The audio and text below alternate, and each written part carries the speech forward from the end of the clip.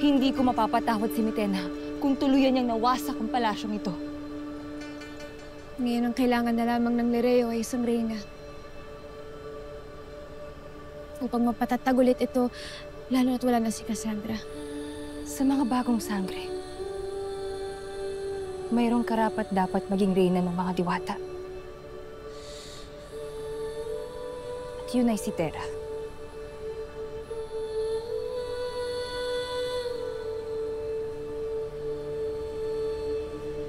Bataluman. Si Terra ay hindi pa nararapat maging reyna. Lalo at may bago tayong kaaway na kailangan harapin, na kailangan nilang pagtuunan ng pansin. Bagong kaaway? Bataluman? Na higit na makapangyarihan sa lahat ng mga pagsubok na dumating sa Encantadia.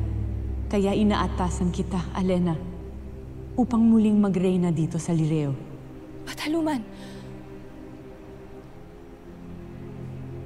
Susunod.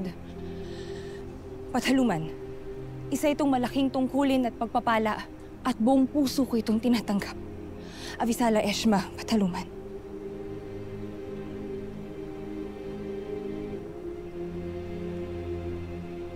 At ikaw, Armea, ipagpapatuloy mo ang pangangasiwa sa Sapiro. Palakasin ninyo ang dalawang kaharian at mga lahi.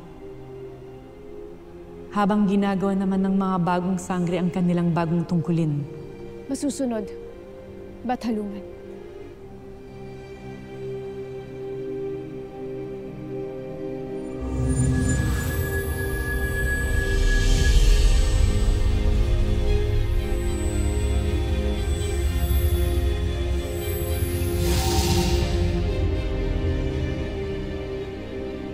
Kailangan maging handa kayo.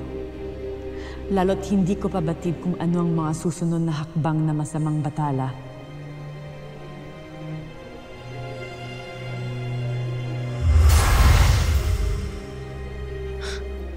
Masamang bathala? Anong masamang bathala ang tinutukoy ng Ifrit ng Bataluman, Ada?